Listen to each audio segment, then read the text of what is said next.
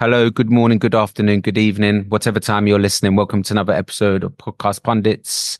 I'm Dre, man. I'll be your host for today. Avid Man United fan, going through preseason as we do. But let me introduce the panel before we go into it. To my left, De La Strada. Creator. How's everyone going, man? Yeah, good, man. You sorted out your mic, yeah? Yeah, only time will tell. So far, it's been good, so yeah, it's cracked. Fingers crossed, fingers crossed. Moving to my right. Is that me? That's you. That's you. you know your screen's different from everyone, isn't it? So everyone's left or right is different. Yeah, probably. To be fair. Well done, Marley Mal here, Man United supporter, repping Madrid here. Sugar. Already. Is that because they won everything? No, it's just a prestige, innit? I don't know. Big man thing, big man club. You see it? Yeah. And it needs to deliver next season, bro. Doing Triple H celebrations, bro, without scoring no goals, bro. Moving mad. Yeah. Who's that Hendrick brother? Hendrick, bro. Yeah. To be fair, Real Madrid and Man United, they're kind of like feeder clubs, so I allow that one. They're moving to the bottom left. Joey. Yeah, it's your boy Joe Nomadic representing LFC, YNWA. You know the deal. They laughed at us when we lost 1-0 to Preston. Jeez. Not laughing at us anymore. Why is that guy shining lasers in my eye, bro? Going on there, bro. Just for the listeners, just so everyone knows that Joey's fully rocking his Liverpool kit. I think he's wearing the bottoms and the socks today. Nah, I'm not a full kit wanker. And then last but not least. Yeah, man, what you saying, guys, man? It's your boy Strives, also known by the name Striver, Arsenal representative in one football group chat I'm in. Also England's #1 representative, allegedly. But yeah, man, I'm just out here, man, to talk about football with you guys, boys. Were you saying a bit tired today, Strives? Yeah, it's been a long day, man. Been a real long day. So yeah, I got in, and I just said to myself, yeah, I'm gonna just chill out before we get to recording. And the next minute, I know I see MJ's name on my phone, and it's 8:45. Hey, where's your Arsenal kit, bro? Sorry about that, lads. Where's your Arsenal? You was wearing an Arsenal kit last week, right? No, I wasn't actually. Oh, okay. Was it the week before then? Yeah, no, I was wearing a different tee. It looks like a similar tee, but it's actually different. Okay. Yeah, man. And you're just wearing all black, as in rest in peace. Yeah, rest in peace for our season hopes, man. Because but we can get into that still, man. Yeah, man. My fault. You seem a little bit chirpy. Oh gosh, okay, yeah, you guys got a little win over.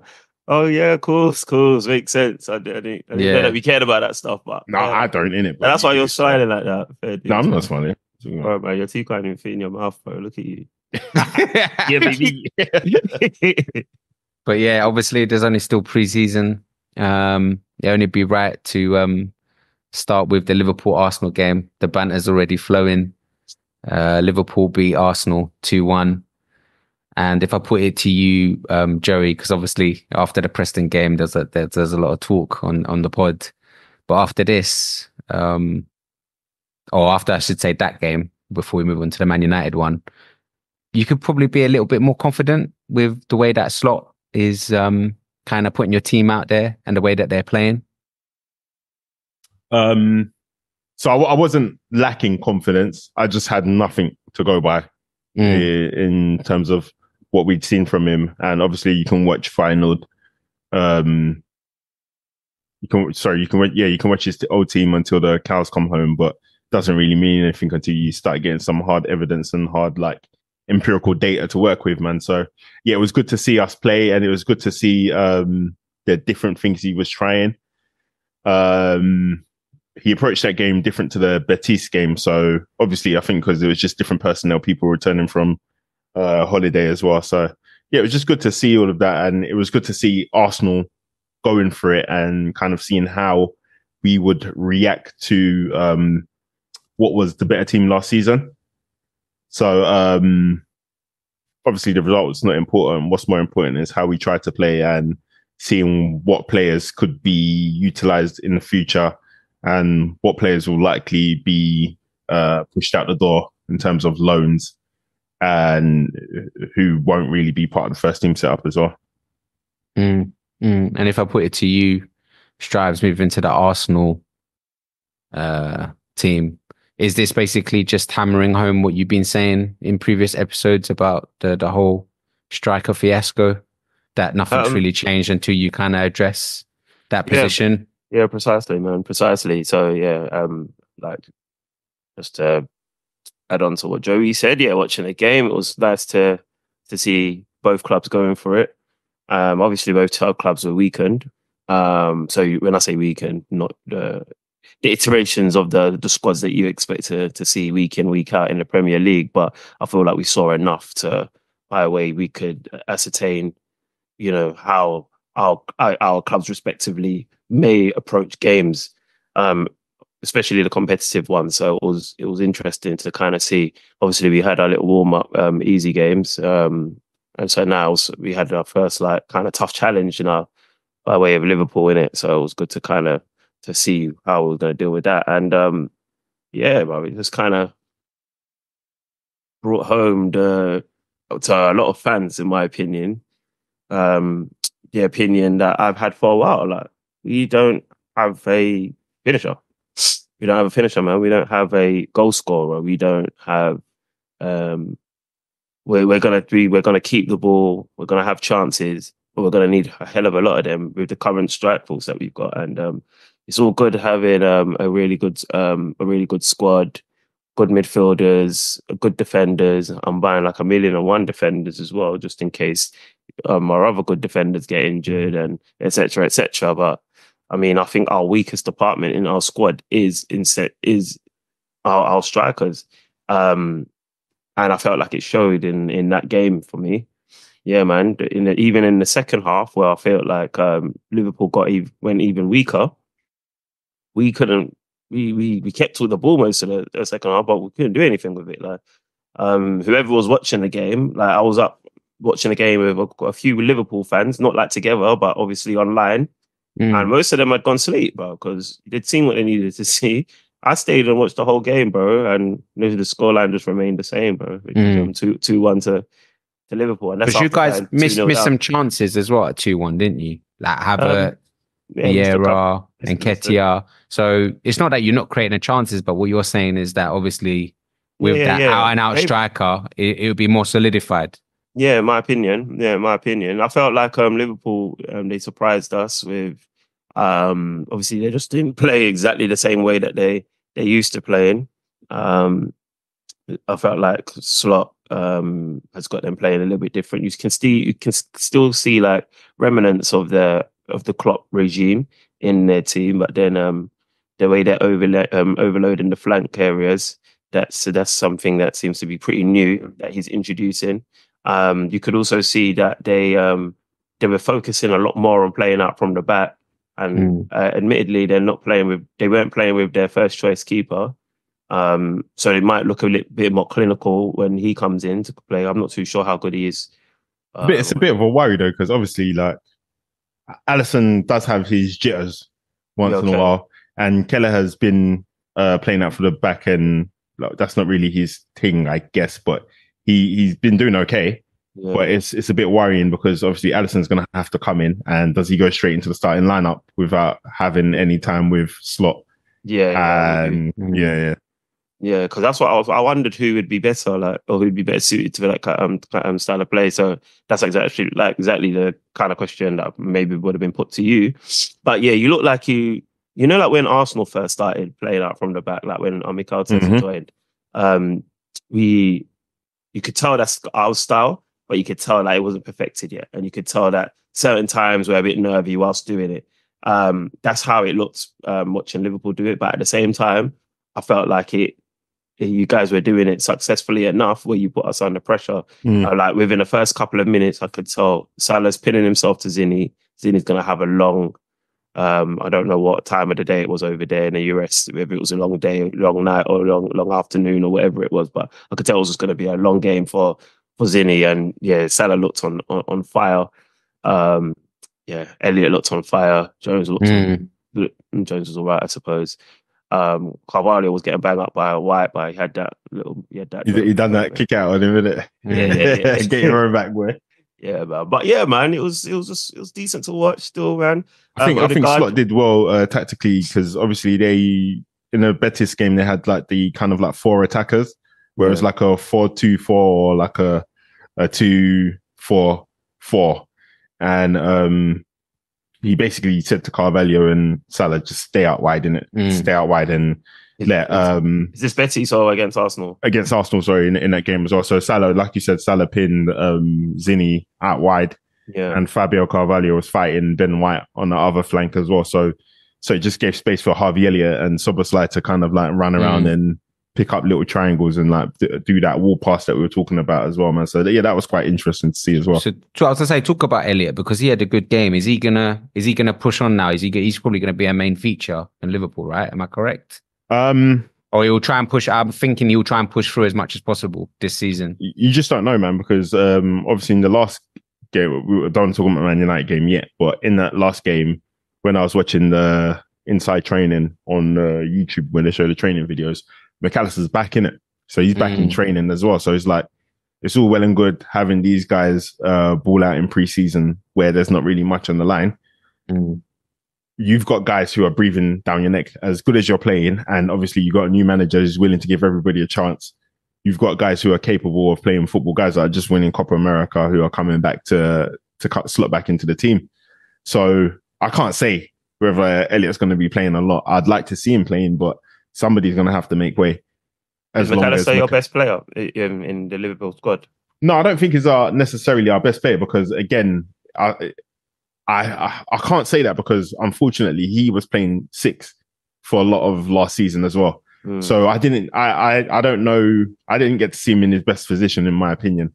And then obviously Szoboszlai was good, and then he kind of dropped off. So I don't know what this guy is actually capable of in Liverpool as well. So I do think he's up for grabs, but in terms of somebody just winning the World Cup and winning the Copa America and being older and having a bit more pedigree in football in general, like it's hard to not put McAllister into your starting lineup, innit? So no, of course, man. He was quite clutch as well towards the season. I think he was a little bit like a slower start at the beginning. Yeah, and again, because he wasn't playing in what might not be his normal position, innit? Position. Now, I was asking, because I'm having a debate with another Liverpool fan, talk about who your best players were in that game, or no, in your team actually.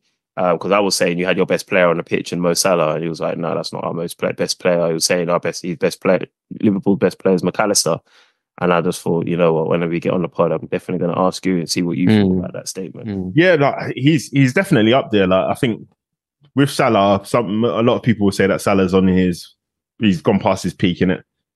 McAllister's probably getting close to his peak. If he's not at his peak, I don't know, but he has a high potential. So you could argue that McAllister is better, but obviously in terms of what Salah has delivered and what Salah could potentially deliver if he can kind of like revisit his past form, he's probably still statistically the best player in the team, man. So what we thinking is last season? Sorry, what do you mean? Like in terms of where he can get back to? Yeah, and in terms of how long we think he's got left at Liverpool.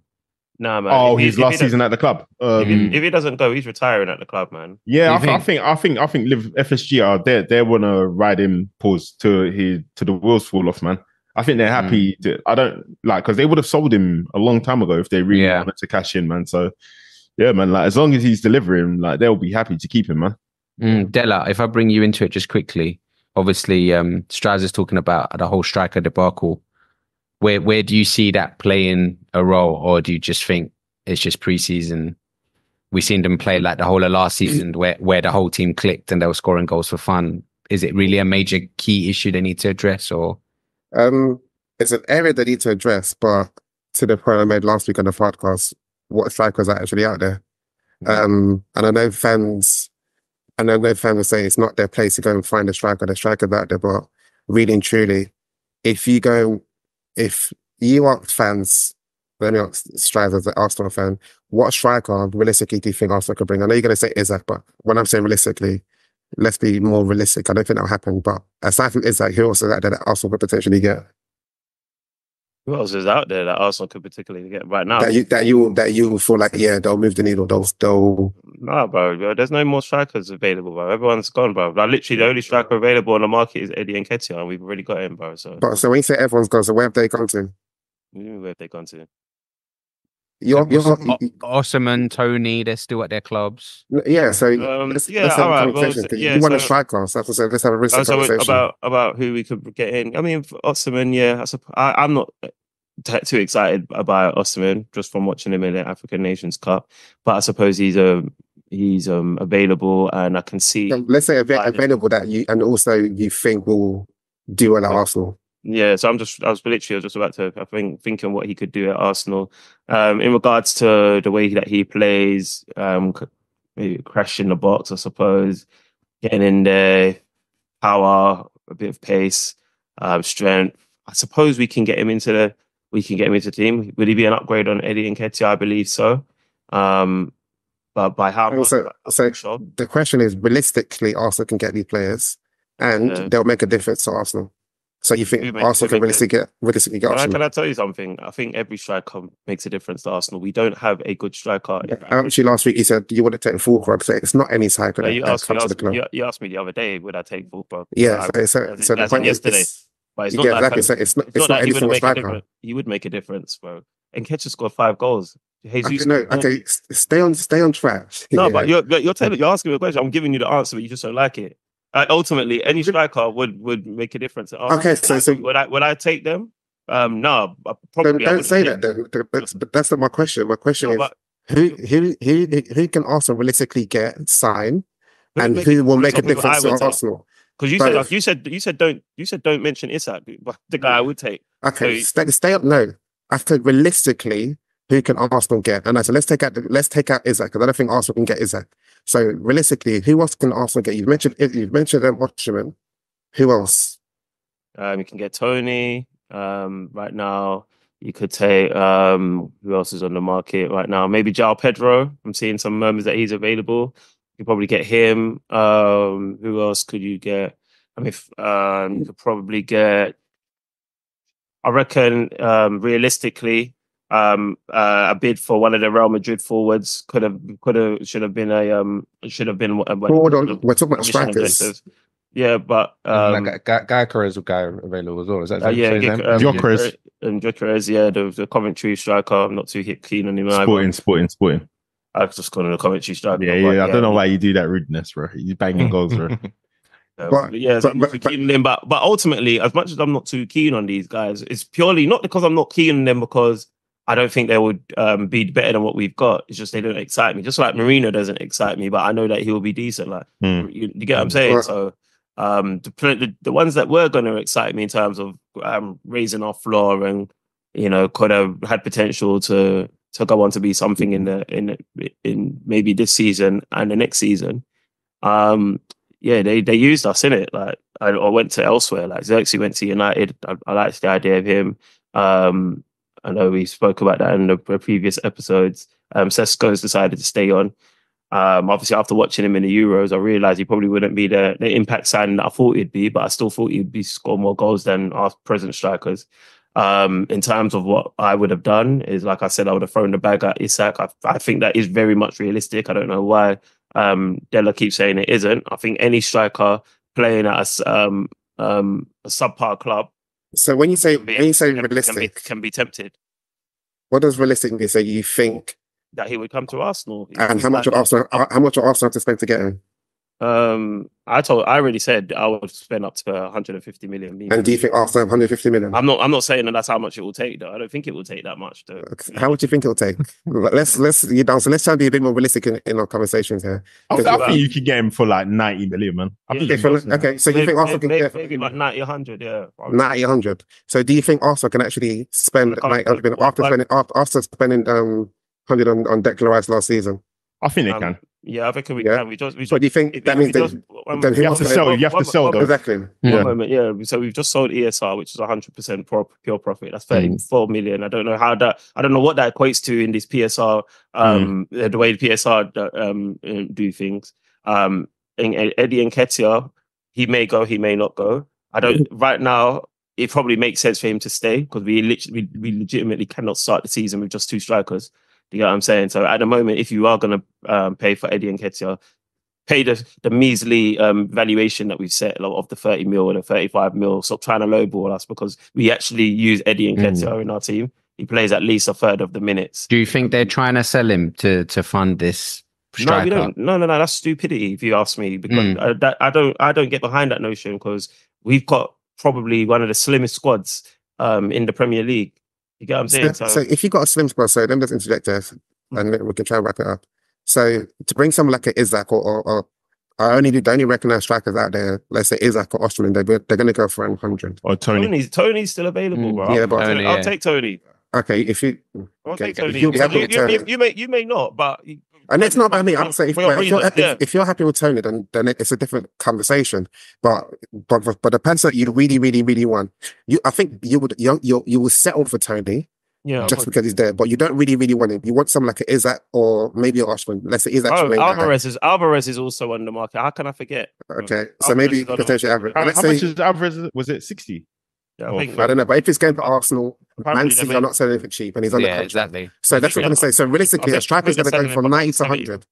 So if Arsenal spend 90 to 100 million on one player, are you happy with the fact that they won't spend another midfielder? Or a potential number 4. Because those are the sacrifices that they may have to make. Okay, can I ask? I'm not saying may have to make. Okay, I but didn't say they will. I said potentially. Why do you believe? Because you think Arsenal made the money. Arsenal not like United. They're not like Man City or Liverpool.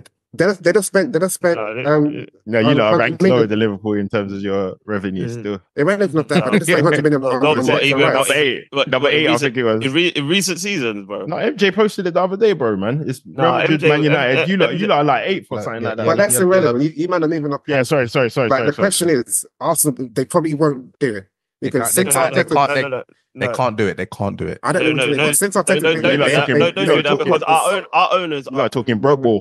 Our owners are very, very, very wealthy, bro. Like opulence isn't an issue for them. Do you get what I'm trying to say? So let's not do that, innit? And at the end of the day, we're a very well run club. If we wanted to fund a striker like that, we can do that. I think so. That's why our PSR works, though. No. Sorry, I think technically you're still paying off the Rice deals and all the other deals, but I do think Arsenal are financially savvy enough to fund. Arsenal had to get right this season because because of what? That's the last financial year. We're in a new year. Yeah. So I think they are financially let's savvy not talking enough. about that last stuff because we can do that. And then at the end of the day, I'm saying if you say Arsenal are a well-run club, they're not. It's your club. You know your club better than me, and you know whether your club are capable of spending 100 million last year, then 100 million again. If you think they are, then hey, this is a pointless conversation. They are going to do it, but I think I'm a bit more realistic. I don't think it's going to happen. So for that reason, let's think about it. Let's think about it. So Calafiore, how much have we spent on him? Like just about 40 million. Let's just roughly, about 40 million. Probably in installments as well. And then Marino. How much is? Arsenal need a midfielder. He's probably about 25, 30 mil. All right, cool. So far we're at 70. We're still looking to bring in another, maybe 2 players, maybe a forward player and maybe a winger if possible. We're not just gonna do scattergun approach there. We're not Chelsea in it. But what I'm trying to say, my issue is if we can do that, we're talking about 70 mil. We're probably gonna spend another 100 and. On building your squad, because you've already building the squad. Right? We could probably spend about 150 mil doing a whole buying these players that allegedly. Yeah, I'm saying the target and the priority should be striker. Deal with that first. But tell me who's out there, brother. That's we don't have to repeat this again. But that's exactly. It. There's no one out there. That's the same. No. We can't keep saying there's no one out there. Go it's not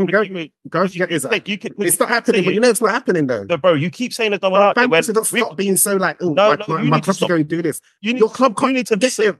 You need to stop. Listen, you keep saying that. There's no. You can't say there's no one out there. You're saying 20, but you're saying 20. Tony's out there. Osterman's out there. We just named them. Wait. Allcroft's out there. João Pedro's out there. Alvarez is out there. There are strikers out there. It doesn't matter about what. What are you saying? a striker Realistic wants. target. No, Dre, man. It doesn't matter about. It doesn't matter about. No, hang on. I think he's It doesn't matter about saying, what I'm saying. Yeah, he's But, saying basically we need a striker. There are strikers out there. Doesn't Thank mean you. I want them, but Thank you. And we need If you don't striker. want them, don't mention it. Limiting the but the club conversation. should be wanting Thank you. them. It's Wanting to get them. It's a childish frame of the conversation. It's a childish frame of the conversation. You're trying to limit it to what I want. Yeah. Who I want, but you don't need to limit it to who I want. We need to limit. I'm not speaking to another Arsenal fan. I'm speaking to you as an. I'm saying. Yeah, but I'm I'm also telling you that it's irrelevant who I particularly want. But what I'm saying is, we need a striker. We need a striker. I'm not out there. I'm not out there looking at. Man said you wanted Xerxes, but Xerxes is not a type of profile you can get. Stop saying names. Della, saying names that actually do something. No, Della. I'm not going to Portugal. I'm not going to Spain. I'm not going to Italy. I'm not there doing the scouting. But there's strikers out there. You're not going to try and convince me that we cannot get a striker. No, exactly. So you're not going to convince me of that. Can I just say this? This is I didn't know about this Calafiore, by the way. I didn't know about Calafiore like that. But as soon as he came into play, you look at it. Oh yeah, he's a player. But if you asked me a minute ago, we need a left back. Could you do with a left back? Yeah, it could be. Who would it be? Do you think I would have said Calafiore? I would have probably first said that Kadioglu, whatever his name is. Yeah, Kadioglu, 30 dude. Okay, so let me just say this. I hate getting off time, but let me just say this on a wrap it up. Because the reason why I get my questions, I would say your list of strikers is probably okay. You've mentioned those names, but then if Arsenal went to go and get an unknown striker, found us all make a bit of no, that's not what we want. That's not what we need because you're not certain. That's what we do. That's what Arsenal. When we got a Nelka, when we got I can only surmise. Yeah, but then let's go with the evidence. What evidence? We don't buy name brand. The only name brand players we've been getting is recent in your. Okay, so maybe Alexis Sanchez. We always develop players. Just one question. Can I finish off with one question? You think Arsenal desperately need a striker? Yes. Yeah. If Arsenal desperately need a striker, Arteta came to you and said, "Oh, we got this Brazilian striker from XYZ." Would you have been happy with it? Look what MJ's just put in the group. Chelsea's finding strikers. Just answer my question. I didn't even listen to it, but we'll say it again. Okay. So Chelsea bought a striker. Do you know that? Do you know this striker? No. So if Arsenal did the same thing that Chelsea has done and bought in a striker that you're not sure about, and you'll be excited, but then when he becomes a player like what's the guy? Villarreal. Nicholas Jackson. Nicholas Johnson. How many goals did Nicholas Jackson get me? That's irrelevant. Sorry, you got 12. You got 12, yeah? 12, I think. All right, cool. So that would be at least 120% it doesn't increase. Work like that, that's 120%. That's 120%. But I need you to understand where we are. We are in the gutter. So basically, let me just summarize. So what Strives is saying is that the club, 14 goals, 14 in the Prem. That's maybe 150% uplift. Yeah, so you're laughing at Nicholas Jackson. Do you want him? Stop using his examples that you don't want. No, Sam.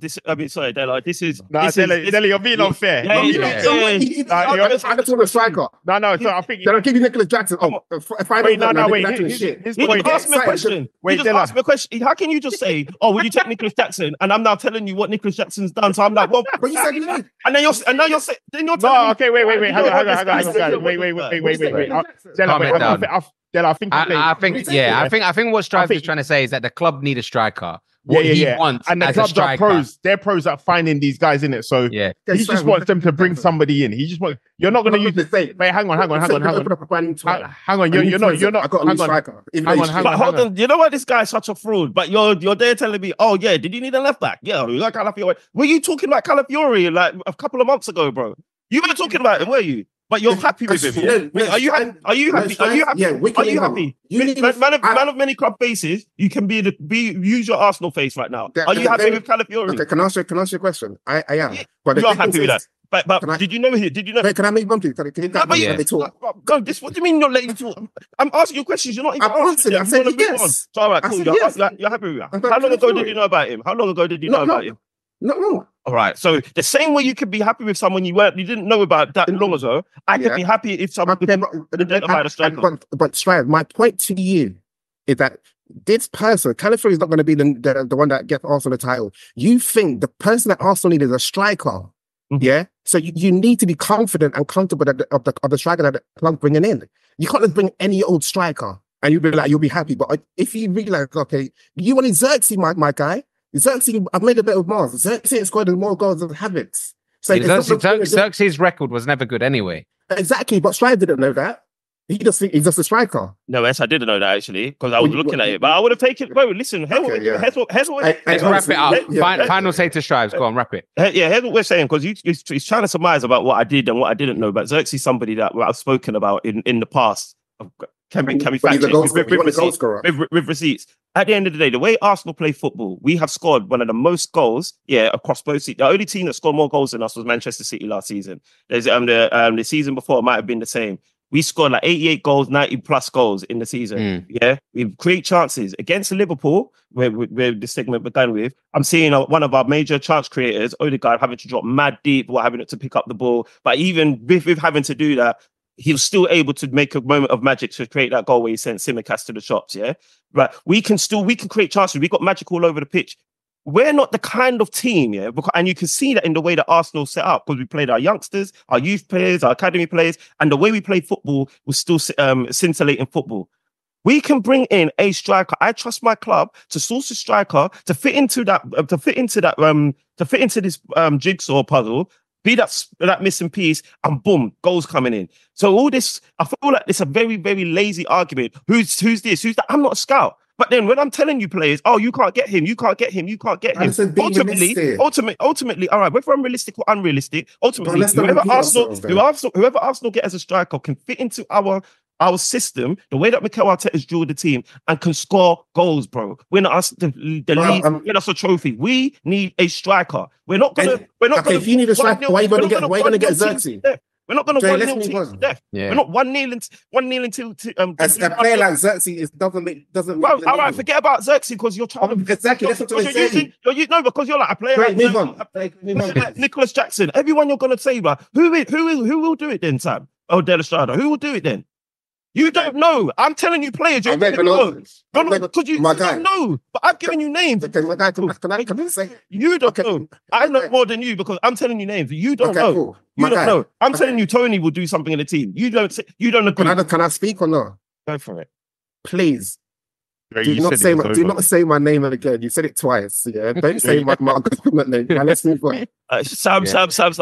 F you, Bobby. Piece of trash. Moving on to the next game. Geez, just all about a striker that guy needed. I wasn't expecting that. And it's clear what we need, bro. It's clear what we need. I don't understand why this guy... Let me go find some... He's a voyeur, bro.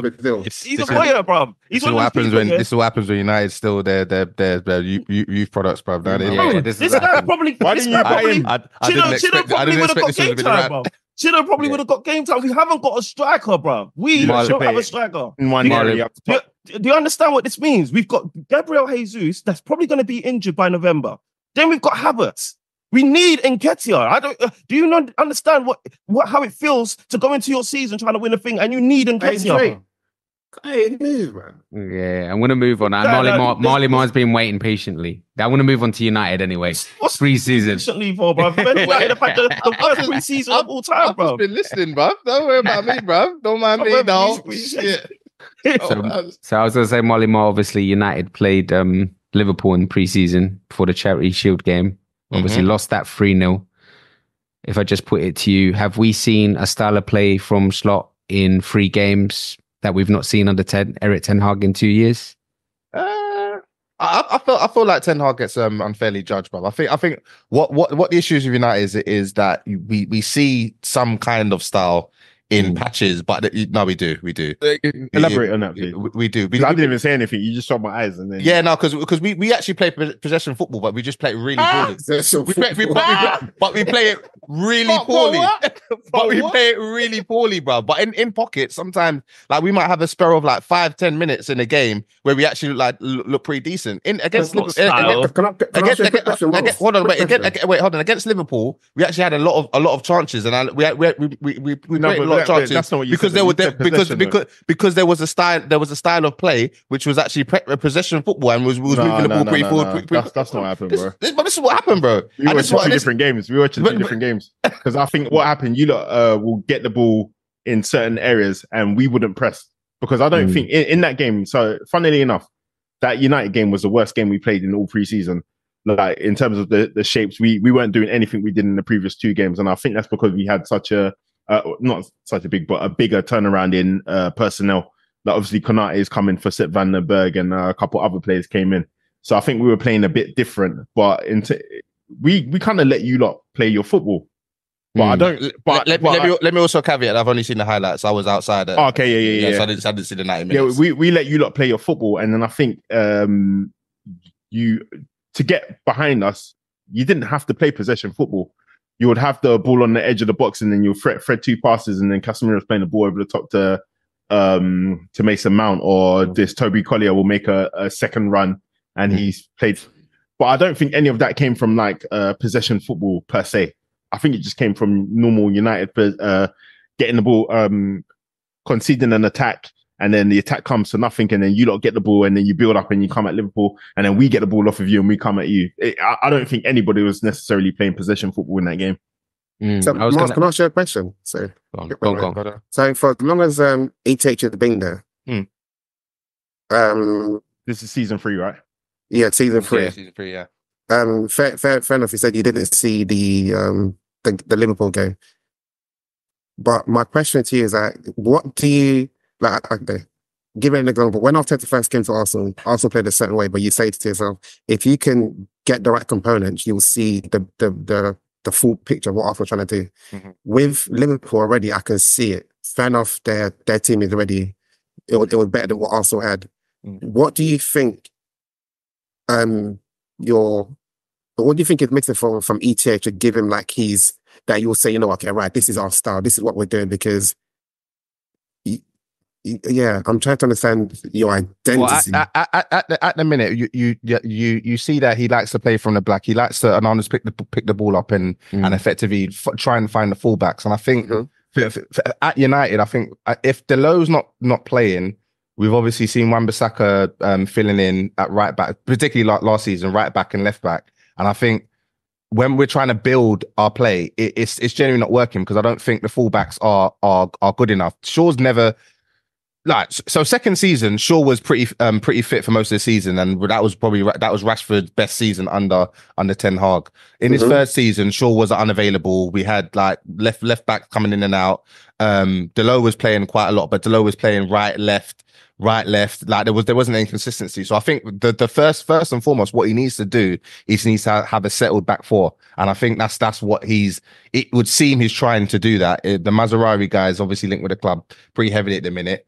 Wan-Bissaka looks like he's going to be out the door. I think he's trying to haggle about apparently his wages. Yeah, trying to get a fee to leave, and that's all historically like Man United like bad dealings effectively, and we need to get these guys get these guys at the club so he can effectively have from front to back like a team that he has curated. And I think unfortunately Ten Hag hasn't really had that as of yet. Last season was obviously riddled with injuries, so people coming in playing out of position. You had Casemiro playing centre back again. You had Wan-Bissaka left back. He can barely play right back, but that's quite competently. So I think hopefully next season, hopefully we get a settled 2 right backs, Mazraoui and Deleuze. Shaw hopefully isn't as injured as he usually is, but I mean, Amas that's going to happen. But we've got Amas. Whether or not he's available to or ready to come in for Shaw consistently, that's yet to be seen. But what I've seen from pre-season, there hasn't been too many positives, but I'd say Amas looks like a positive that we can take into next season because Shaw's going to be in. So I think it could be fair to say that with ETH, he may not have a style, and there's nothing wrong with not having a playing style. Maybe you just set your team up just to just win, and that's okay because all the things that you said, and I guarantee you can give them the same plays that you guys had when Dalot wasn't available or Wan-Bissaka, and I guarantee you a manager like a Pep or Arteta or a Klopp or maybe even now Slot, they'll still find a way to play a style of football similar to what they want. You say Slot? Did you say Slot as well, right? Yeah, just based on those 2 games I've seen Liverpool play. 2 games. Yeah, 2 games, and so basically, right. Even in the second half when he does all the big changes, bro, like it's not as clear as in the first half, but you're seeing 17-year-olds come on, bro, and still stick to a style. Yeah, but let me just finish this point. Because you say 2 games. I've also seen some games that I've only seen 2. Okay. I've seen him play at Feyenoord. But with me, sometimes I'll spend more time watching analysis about tactical analysis and actually watching a game.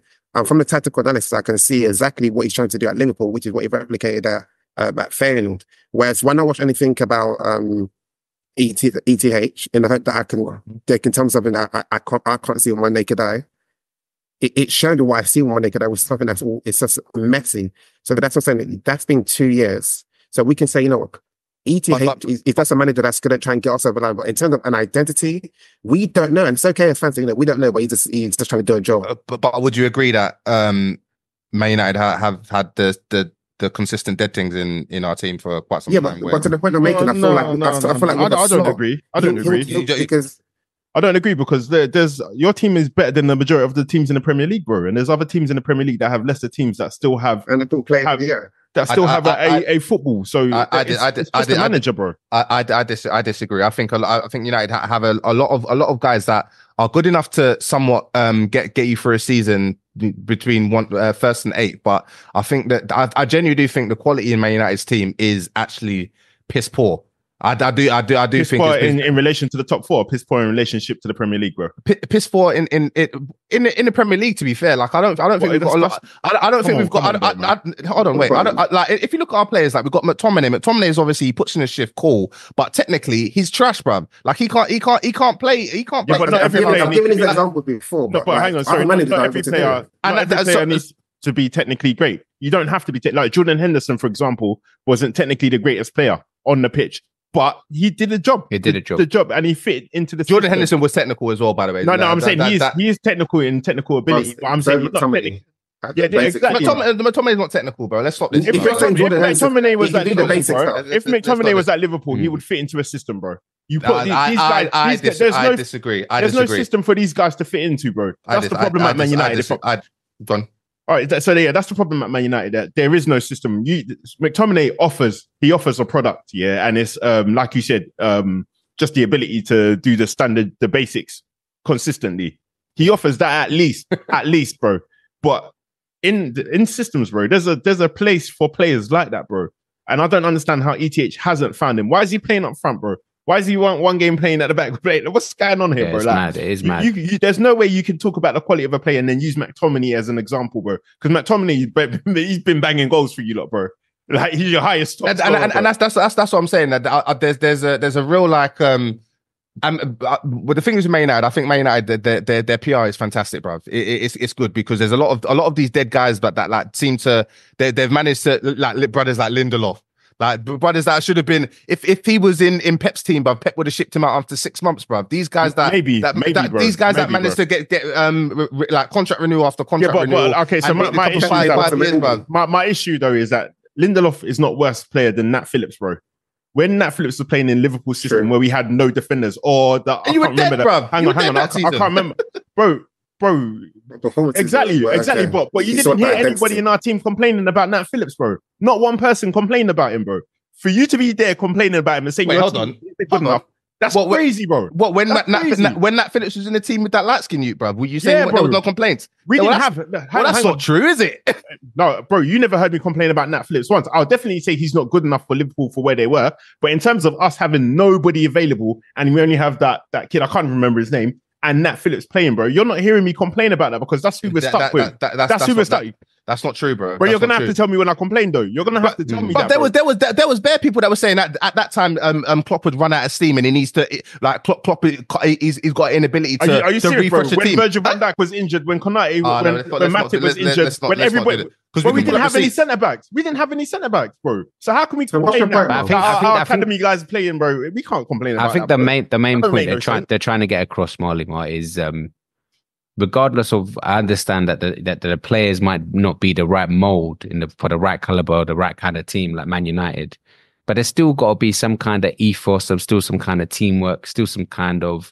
I hear that, and where I'll challenge that is I'd say that like for everyone that says that Ten Hag hasn't got a style and United are all over the place. Cool, but like obviously last season we looked all over the place, but in the first season that he was there, Bruv, everyone was happy, bruv. Everyone was not me. No way. But you're not United fans, innit? innit? I'm talking on behalf of the Man United fans, innit? Yeah, but that's not what we're talking about. United We're talking fans about weren't football, saying bro. United fans. MJ, we're talking about you're banging on about the style of play. What I'm saying is, Man United fans were watching Manchester United and they were happy with what they were seeing, bruv. Like last season, you had Oli before that, bro. You had Oli before that, so you've gone from no style to no style again, bro. But so if I'm gonna be honest, in the first season when he came, me and Della said this guy doesn't have a style of football. And then I don't know about Della, but I looked at Ajax as well. He didn't have a style of football there. So for you to say United fans were happy, fair enough, but that's irrelevant because we're talking about a style of football. We're not talking about whether you're happy with there being a style of football or not. We're just talking about if does one exist. And I've not seen anything, and you can't tell me anything to say it does. Can't you say his style of play would be to maybe Just win. not just to win, but kind of maybe to win possession, win possession, and basically play on the transition and just. Okay, but it's very counter-attacking style. Yeah, and because he goes for like fast players. So my question, and he tries a possession Transition. game. Wait, hang on, sorry. Hang on, quick, but just to maybe just for the pace and Anthony fast. Well, just I can run backwards and catch that guy. No, he's not slow. He's actually not slow. But he does that thing where he rolls the ball under his foot and he slows it down and he tries to speed up again. But Just to address Straver's question, because you said the style might be winning the ball back. So then my question would be like, okay, so what is your philosophy on how you win that ball back? Do you do it by pressing with X amount of guys, or do you do it by shifting all the ball players to one side of the pitch and then everybody goes on that? Like, there's nothing there, bro. So like, philosophy doesn't have to be like, we do two touch or we do possession based football. It's just like, how are you going to do that? If this is your aim, how are you going to do that? And then that thing that you do in that game is also going to be, you can replicate in the next game and the game after that. All games for Man United look different, bro. All games look different. There's not one thing that we can pin down and say, oh yeah, that's the ETH thing. But you can do that with Pep. You can do that with Arteta. You can do that with De Zerbi when he was playing. You could, like, do you know what I mean? So that's what I mean, though. And what I'm saying is, like, if he's not there, he's not there. That's fine. We don't have to keep on beating him with the same stick. We can just accept that. But to United fans, or let me explain more to you, Moz. So would you say now that with obviously you got the structure and it's expected that he'll be backed and get the type of players that he wants, even though a lot of them fans have been his, do you now feel like now you're going to get you as a fan or us as we'll see a star? I would like to believe so, but however, I would say based on pre-season that we've seen thus far, it's been pretty underwhelming. But also, it's been underwhelming because a lot of probably about 50% of our players haven't really been playing. We've just got Sancho that's been reintegrating into the team as well. So, for me, again, my thing is this pre-season it's been a flash in the pan. Like it's come and gone. I haven't really taken much from it, other than the fact that Amas looks like he can fill in for sure when he eventually does get injured. We've got Collier who looks pretty decent, but probably not ready for the season, so probably should go on loan.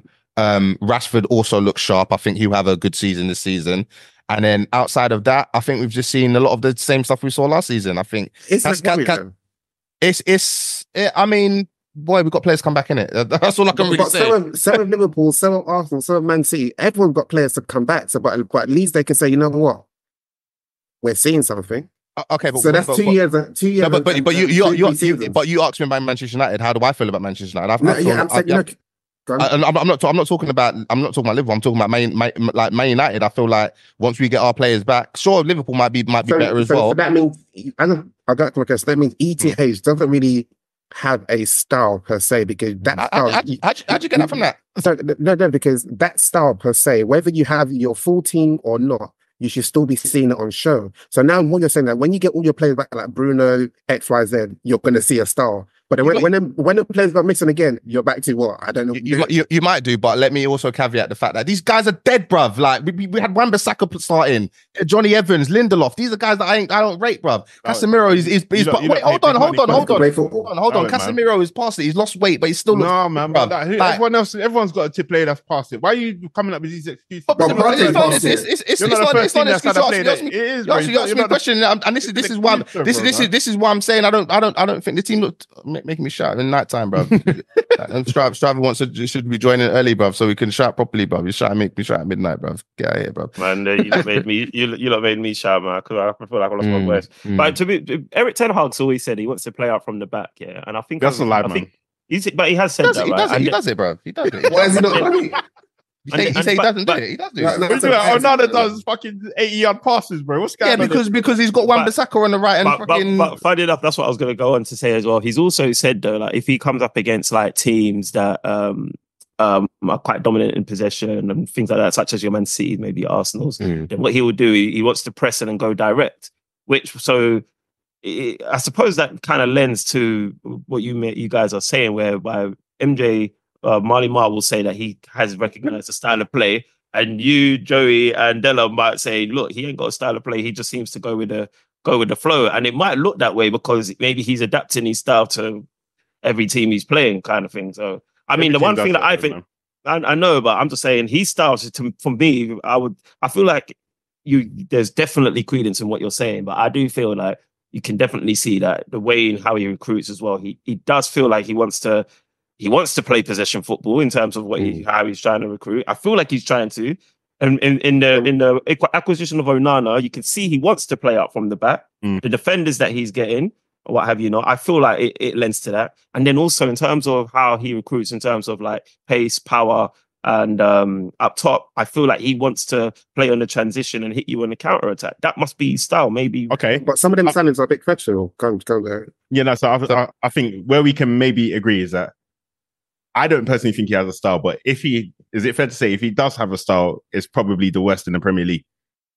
It's not been incorporated right. I would agree with that at least. Yeah, for sure. I think that's because we definitely do look trash. So, but I can't imagine for a second. It's impossible. Like because I watched us in the first season and I was pretty content with how we were playing. Like albeit not consistent. That's probably Man United's thing. Like because we've had like when we played freaking Barcelona, bruv, we fucking looked dope, bruv.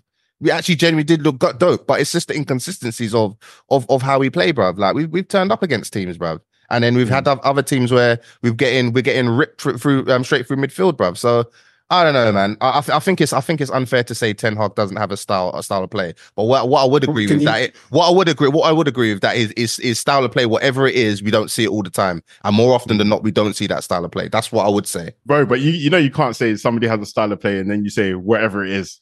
If you're saying he has a style of play, you should be able to identify what it is. I know that he tries to play out from the back, but I know that I know that our fullbacks, for the most part, it doesn't work. So Onana, he pings up to Højlund or whatever, but with Ten Hag. So you're saying if Dalot and Shaw are starting.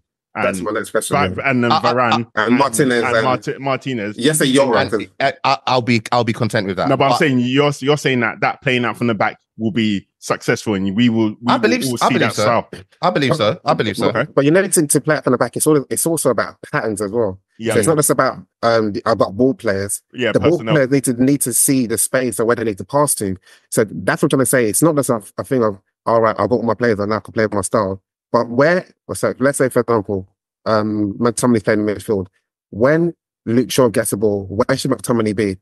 So there's a lot of things that come into play. It's not just about having my best players on pitch. So to your point, when you have a back five of those names you mentioned, Onana, Luke Shaw, Yoro Martinez, and Dalot, and maybe what's his name? And Meno midfield and Bruno. That team, you're saying that's when we should see something. I believe so. Yeah. I believe so. And to that point, like Ten Hag's already said that he's probably played it. How many times has he played that? What? How many times has he been able to play his fullbacks? I think he said probably once or something like that. It was a crazy stat that where it was like, wow, this is how many injuries you've had. So Klopp was unable to play Trent, and he done something with Conor Bradley. Because Conor Bradley's good, isn't it? Yeah, but He's capable. He didn't just magic Conor Bradley out of thin air, innit, bro? Like Conor Bradley had to understand the system. They keep cornering you, and they're kind of making their like. If you're listening to this conversation, they seem like they have more of a point than you do, just from your responses. Because... But the thing is, it's difficult to defend Ten Hag because we've got a whole season of fucking looking at trash, bro. So it's like, what can I defend? Why are you taking that position of defense then? What's that? Because it's difficult to defend, but you're taking the defense because the facts are I've seen these players. These players are dead, bruv. These players are dead, and we had a whole season of injuries. An example of Conor Bradley, like we didn't know anything about Conor Bradley, and it's just so. But how come? Because Conor Bradley is fitting into a system, maybe he's looking good. But we don't know if Conor Bradley was at Man United. He might look rubbish at Man United. Okay, but then example, Kobe Mainoo, bruv. Kobe Mainoo's coming to the team, and Ten Hag hasn't introduced him to the team. But how many other examples have you got in Liverpool, bro? You got Tyler Morton who came in. You got Trainee Only who comes. I don't know any. I don't know any. But I'm saying these guys come on, and then Liverpool fans are excited about these guys coming in. Yeah, so we have Amas, bruv, and Amas is coming and looked okay, bruv. And then, but you have Collier who's come on, and Collier looks like he's lost on the pitch, bro. No, that's not true. Bro, he looked lost in that game, bro. Nah, that's not true, bro. Oh, you didn't watch the game. You're telling me it's not true, bro. What's going on here, bro? Yeah. Because you're on fight, bro. Let's fight, bro. He looked lost to me, and I called that last week as well. The week they played. What are you saying, Molly? Once the players are back, though. No, Dre, what are you saying, man? Bro, you just let Marley get rough like that, bro. I forgot to support Man United for a second, you know. No, for me, bro, I brought it to you that are we seeing a style after 3 games? And ETH, we've not really seen much after 2 years. So for me, it bollocks, bruv. You probably saw Klopp, half a Klopp style and freaking. Getting past.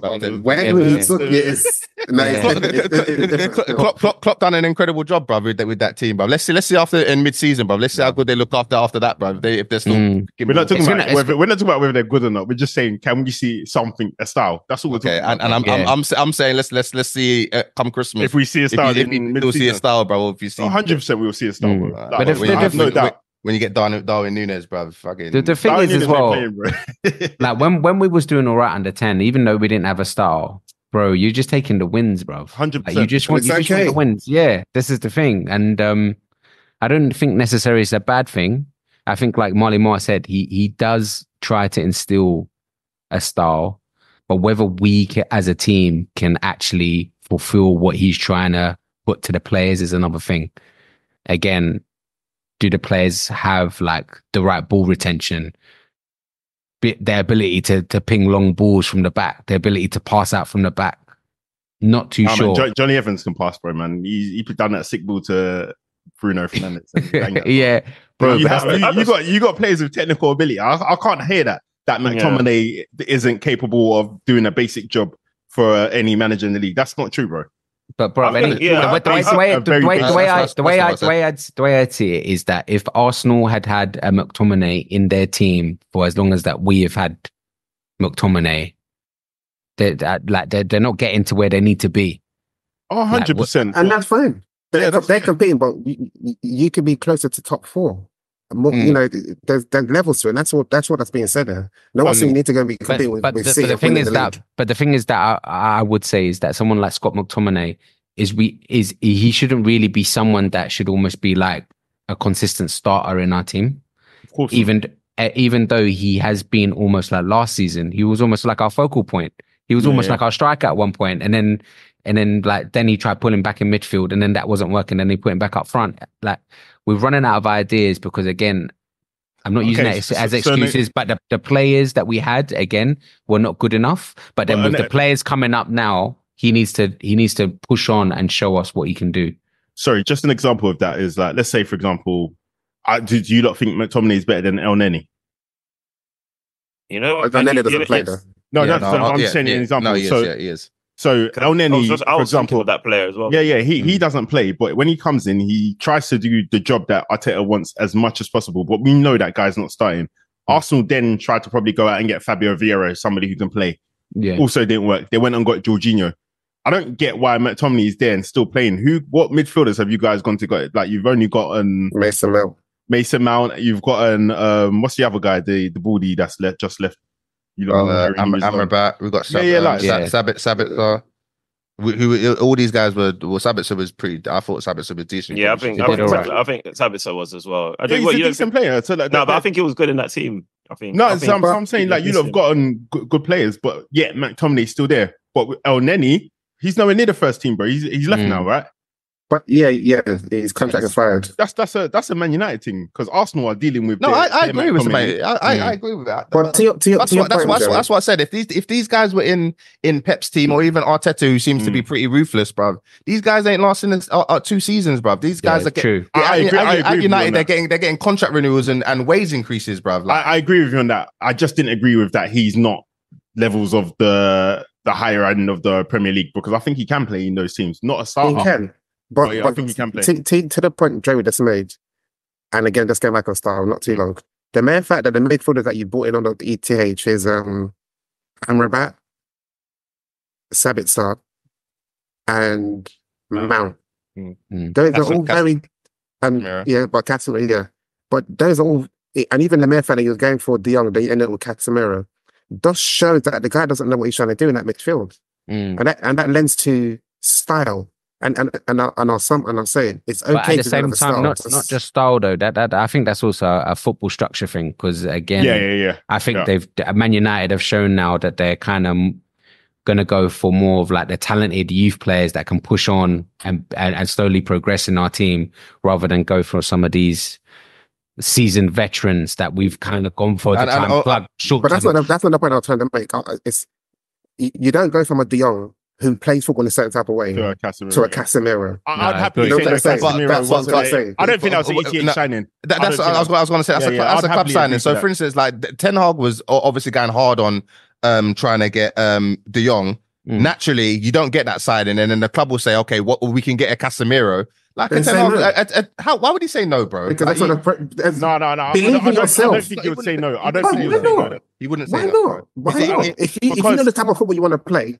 But I don't think he'll say no because I think essentially you need a team behind you to go out and do the stats and the analysis to say that if we don't get De Jong, this is the next best thing. But what's happened here at Man United? No, we do. But we know. We're not managers of a Premier League club. No, but I think Man United don't have the structure at the club to feel like and also he's just gone to a new club.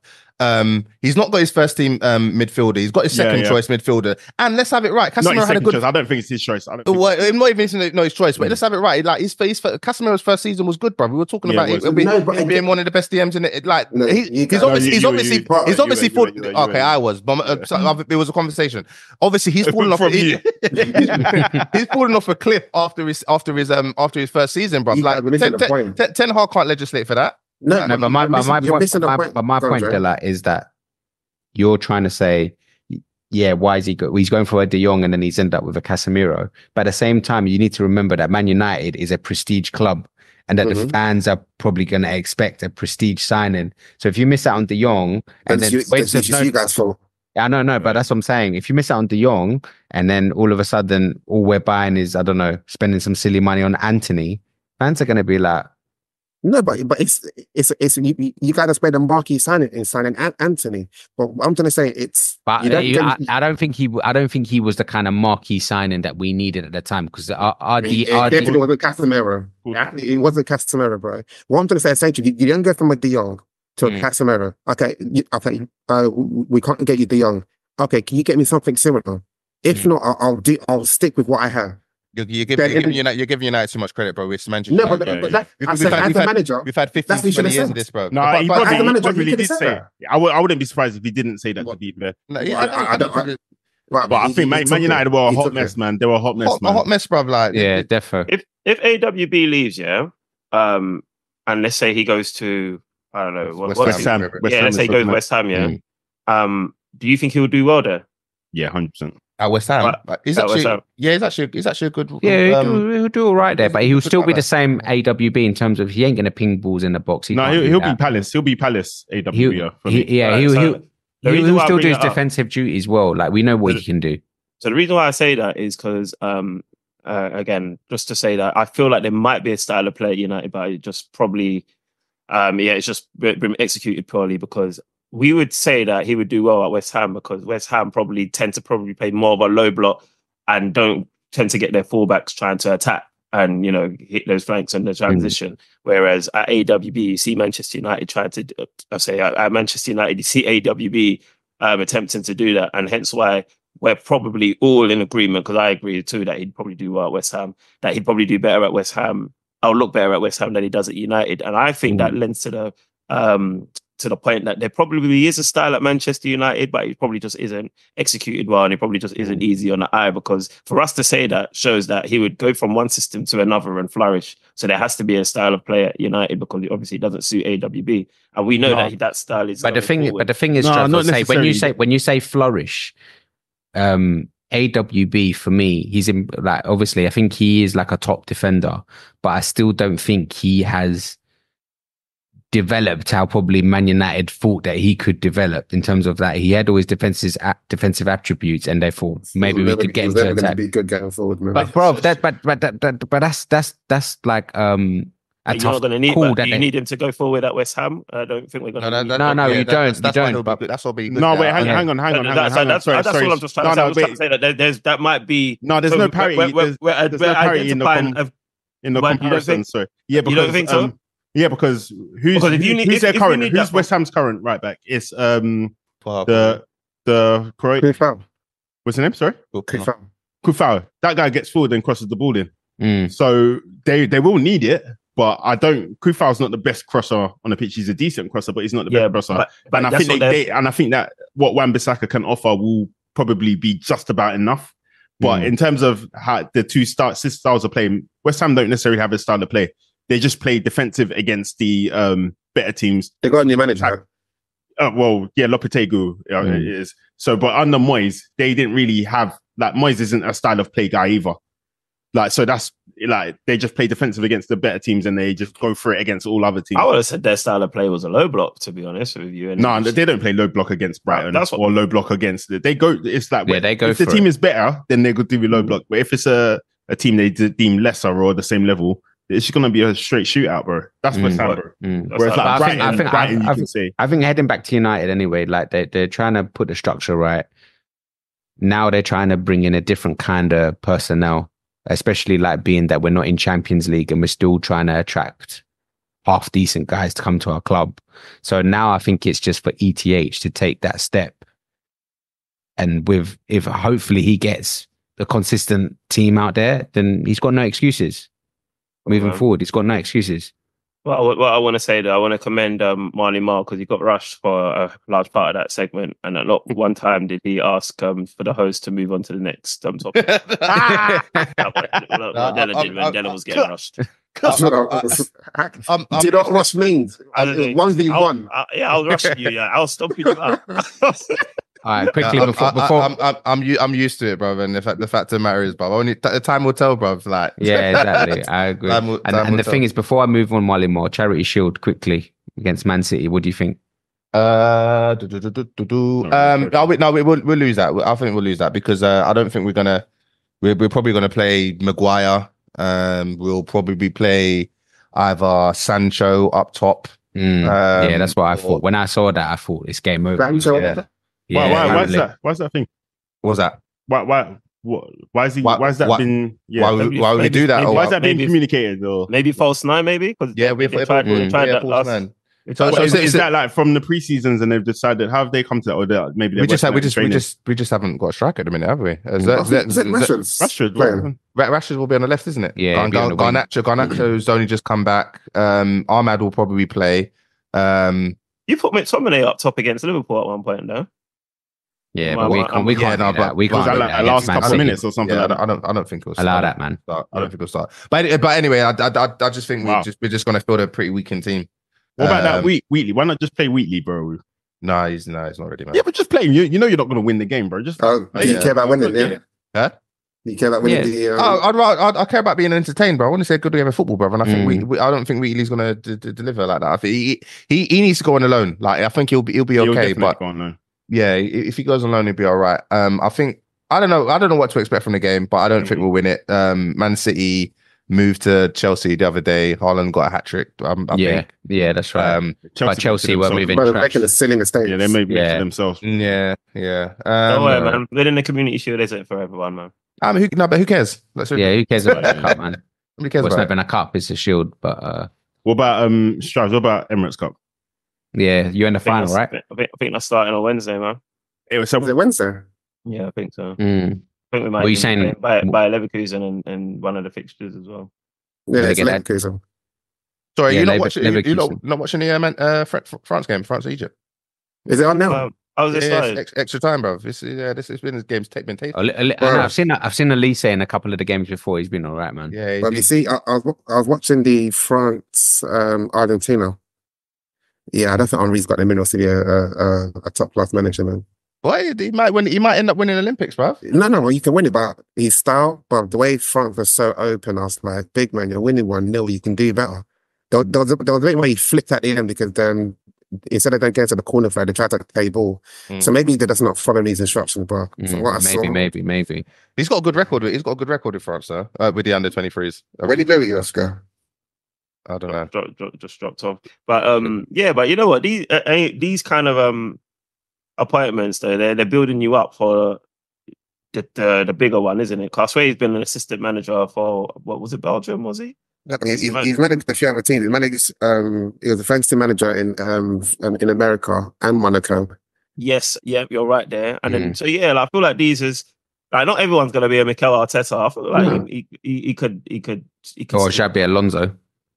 Yeah, exactly. He could still become something. I hope so. Cool. Let's move on to the last segment. Anyway, with Man United, signing someone like Euro. We thought we'd spice up podcast pundits. Go on, Della. Go on. What did you want to say? I was going to say, obviously, speaking of the charity community shield. Oh yeah. So do you guys think Alvarez is actually? Do you think he's gone now? Yeah, it would appear. I think he's on the way out. It would appear so. I think if they get a good enough bid from Atletico Madrid, it seems like I think he will be off. Particularly when you speak about Pep in the and not getting minutes, bro. Pep is again true. to that ruthlessness, bro. Yeah. This guy cuts people. He doesn't give a shit, bro. So So Dre, please send a message in the group. Yeah. Yeah, man. So cool, man.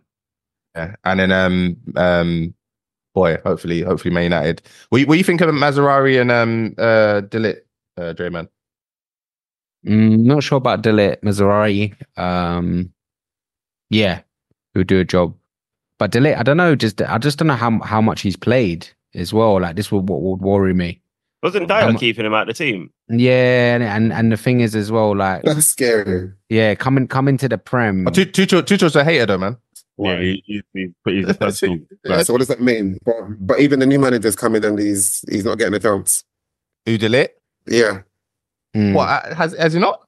What if they want to sell him? Oh, he hasn't been playing, has he? So that's not company. And plus, he didn't play for Netherlands as well.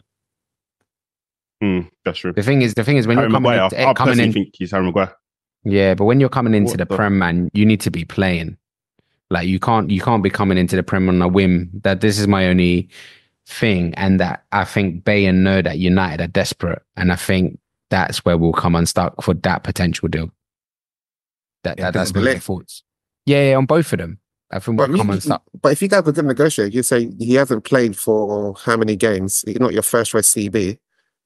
Like, but they know that we're desperate now because Euro got injured for 3 months, so they know that we're desperate for one. So they'll be like, "Come on, bro, you need to put in another like 10 mils on that fee that you're giving us for 2 players or whatever." But speaking Euro's out for 3 months as well. I mean, that's something. Yeah, exactly. On that new right back, what's he like? They scored. Mateta, my G.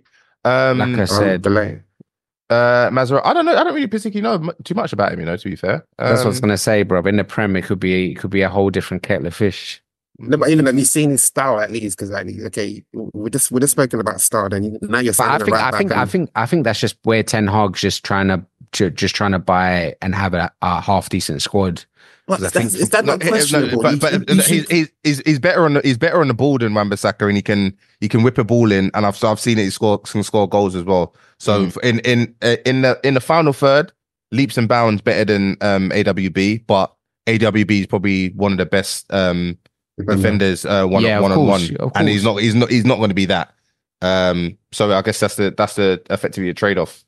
We'll see, man. But he'll be second string anyway. Delo will start. Yeah, this is my thing, and I think it is crucial though, Della. Like the squad is crucial. I think he got burnt too much last season. Then I get it. And the fact that he even continued to play Casemiro at the back last season was just mad. I didn't even understand it myself.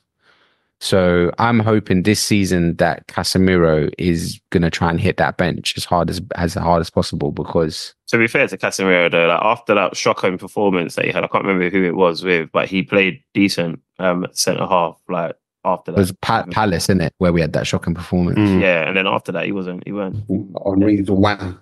Yeah, I know, man. But if you saw what Fabio Carvalho did to Casemiro the other day, bro, he sent him to the favelas. Yeah, did you see that, bro? That was crazy, bro. Yeah, I was like, this guy needs to retire, bro. It's weird. It's weird with Casemiro because he's actually really good on the ball. He's good in the opposition box as well. He manages to get on a lot of crosses, and so he can actually chip him with goals.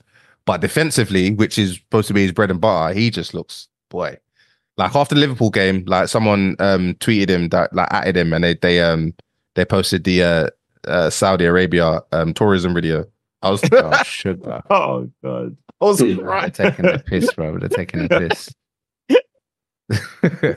But before imagine finishing your game, yeah, and then you get a notification, and you don't see no words, you just see the subject. No, Libby. Oh man, football players, man, what they've got to put out with.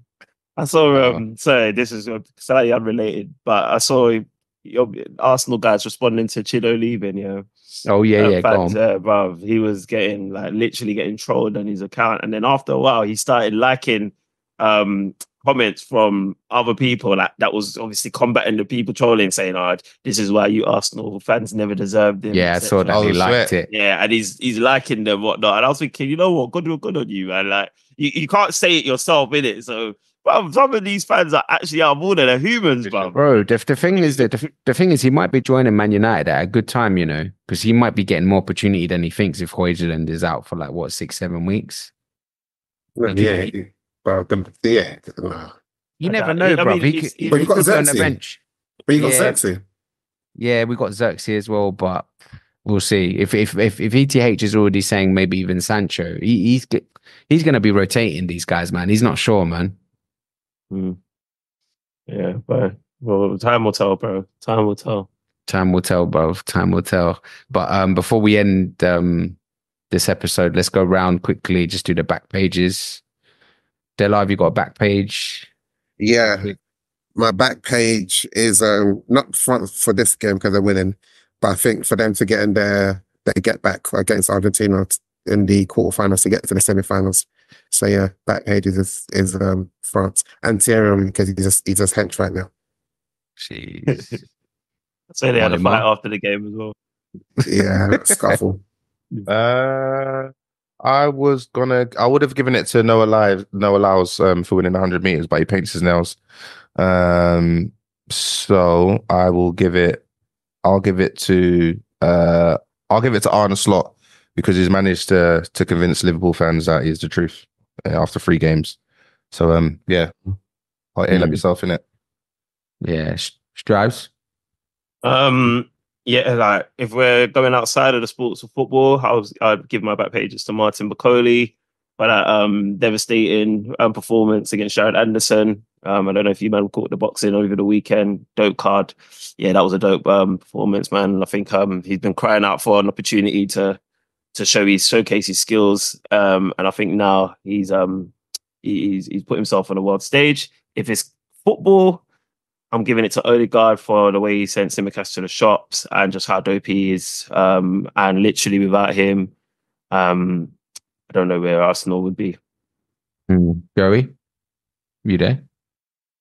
Yeah, so I just give mine to Arne Slot, man. It's same reason Marlon gave. No, but Marley Well, Marl. using governments, yeah. Marley Marl's basically saying that he's finessed you guys. So you're saying, like I said, same reason, man. He's finessed us well, bro. Finessed us into feeling confident, bro. So well done. I'm gonna give mine outside football to I don't know if you saw the Turkish shooter. I think it was Yusuf Didek. Or Didek, I think. And he was just basically shooting like, bro, no like the ear guards. No equipment. Other people had glasses and like for their aim, bro, it was crazy. This guy, just one arm and one eye through his normal glasses, bro. One silver medal, innit? Yeah, one silver medal, bro. He's a G. Special shout out to is it Julian Alfred, the lady that won the 100 meters as well for St. Lucia. Sick. Yeah. Smoke Chakari. Cool, guys. So this time next week, we'll see who's got their first trophy in the bank, as Straz would call it. But I don't think any of us Man United fans care for that one anyway, man. We'll just see how it goes. But hopefully, man, I don't come to eat my words because, boy, if we win that Shield, Marley Mar, we got to add it to the trophy cap. Okay, got to stay consistent, bro. No one cares about it, bro. No, all right, safe. All right, in a bit. We out, guys. All right, Yeah.